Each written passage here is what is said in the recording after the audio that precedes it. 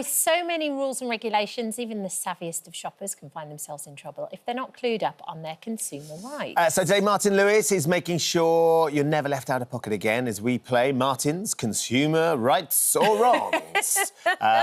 Good morning. Is this your first venture into game shows? Well, you know, one can try. I'm not sure it's the punchiest title out there, but it's you guys who are playing, not me. Can we just, before we play this game, Yeah. the reason you wanted to do this, because actually you've had a run-in with a seller online. I think they had a run-in with me, to be fair. OK. They didn't know who you were, No, though, no, did they they? didn't. That was the thing. So, look, it was on eBay, but it could be any online store. And what happened is I had a bit of tech that had gone wrong. It was faulty. I got in touch with them to let them know it was faulty. And I don't want to out them at all, so I'm just going to call it an item and the manufacturer and to say that I would be, you know, looking at them to sort it out. And I got a reply back that said, "Hello, Martin. Thank you for reaching out. Your item has come with a warranty from the manufacturer. You will need to contact them for any warranty support." See, which sounds so official. You almost wouldn't argue with it. So I replied, Yeah.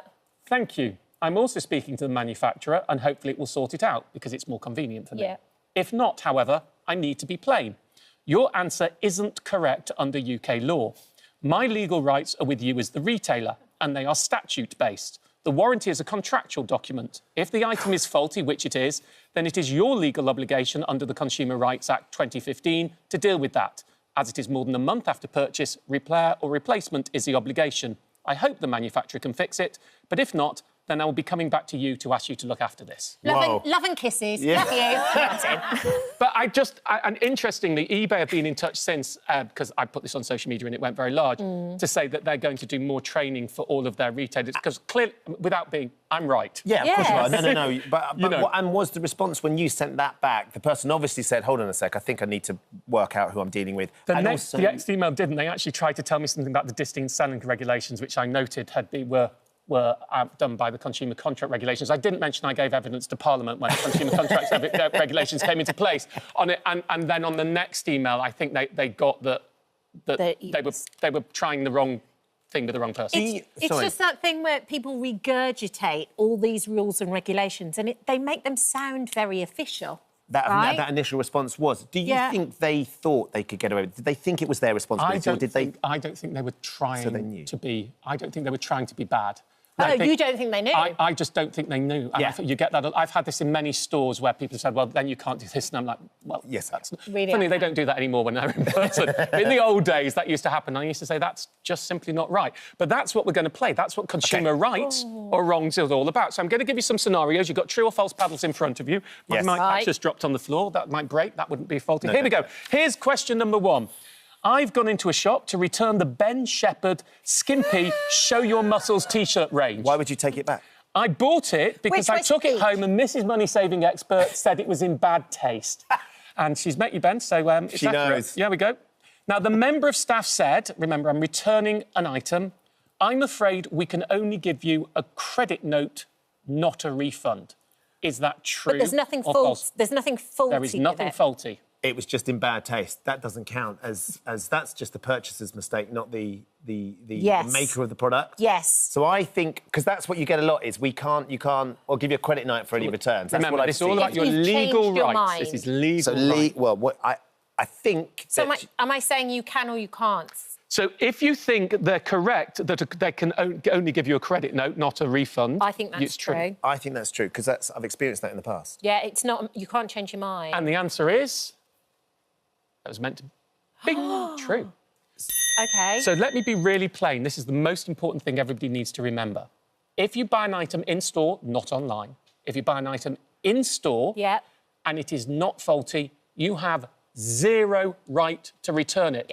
They don't even need to give you a credit note. Oh, I mean, really? if they say... No. I didn't know that You have bit. absolutely no rights whatsoever. They can say, I'm sorry, you bought it, it's not faulty, that's the transaction. Now, some stores do allow you with a published return rights, and then it's a contractual obligation, but you have no rights. So if they say to get the money back, you have to hop on one leg and do a dance, well, that would be Disability Discrimination Act, but you get my point. Then you have to hop on one leg and do a dance. So if it's not faulty and it's bought in store, you have 0 rights to take it back for changing your mind. So Mrs. Money Saving Expert should have kept it and enjoyed it in the manner of which it was bought. They gave me a credit note, and I bought the Cat Dealey Lycra range, so I was very happy. Quite right. Can I say, just don't go near a naked flame? Now, number 2, you return a faulty item in store. However, so faulty. Faulty, yeah. You've lost the receipt but have a bank statement that proves you bought it. They say, sorry, we need the receipt to give you your money back. True or false? I'm going false with that one. I'm going to go true. You've got to be able to produce the receipt. Yeah, but if you've got the bank statement, you can see where the money's gone and when and the date. And the winner is... Bing! It's false. Oh, it's false, OK. If it's faulty... This is about to get very competitive. Cat is I'm one actually up. squeezing this really tightly. If it's faulty, then proof of purchase. You have to have proof of purchase under the law because now you're governed by statutory law. It's not what the shop says. It's proof of purchase. Yes. Simple as that. So if you've got a bank statement that clearly, you know, the item was £12.42 and it says £12.42, it's pretty And that's proof decent of purchase. evidence. That's enough. OK. It should be. I mean, they might not accept it and you'd have to go to court, but the law does say that. Generally, that should be fine. Number 3. You go online and the UK retailer says, we accept returns, but you must notify us you plan to return them within 14 days. True or false? You must Notify us. Within 14 days. Within 14 days. Is it 14 or is it going to be a month? I can't believe you have to notify them. Yeah, but it'll be 14 or a month, though. So I'm going to say false. Because I think it's a month, not 14 days. Did I say false? Yeah. I'm saying false because I'm sure you don't have to notify them you bring it back, you just take it back. And that is true.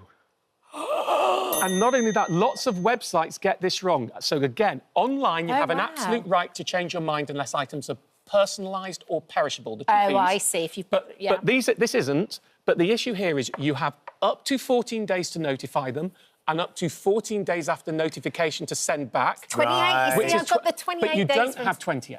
Because if you notify after 5 days, you have to send it back within 14 days. Yes. But lots of websites will say you must return items. I mean, we did a big thing, check on this years ago, and they've got better because we went round and told them. So you have 20 days. It's not 20 days, it's 14 and then 14. And that's what you need to remember. And if their websites say different, this is a law. Wow. Tell them Martin told them. Yeah, exactly. Yeah. Right, here, I like this one. This is one of my favourite ones. Oh, dear. Number 4, half the screen of your smartphone has stopped working one day spontaneously. Yes. Though not because of anything you've done to it. So, Kat, we'd define that as faulty, wouldn't we? We would. You return it and they say, I'm sorry, your smartphone warranty only lasts a year and today is a year and a day since you bought it, so we can't help. True or false? True.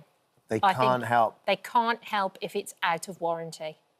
I'm going to say false because it's faulty and you haven't done anything wrong with it. So is it a scenario a little bit like what Martin had with his purchase, whereby the person who bought it off has a responsibility to sort it out? But they can't have it sorted out forever. You don't need to argue. He's got the answer. And on this one... He can't handle the truth. No, you can't handle the truth because it's false. So you're back to all square. Now, this is an important one, and I want to explain my mnemonic, my way to remember what defines faulty, because this is really evidential. Sad fart. Sad fart. That's what I want you to remember. Can we bring it up? So this is the key. No? Oh, they're going through all the graphics now. Let me do sad fart anyway. Here's what it stands for. Satisfactory quality. Yes. As described. Satisfactory quality as described. There's your sad.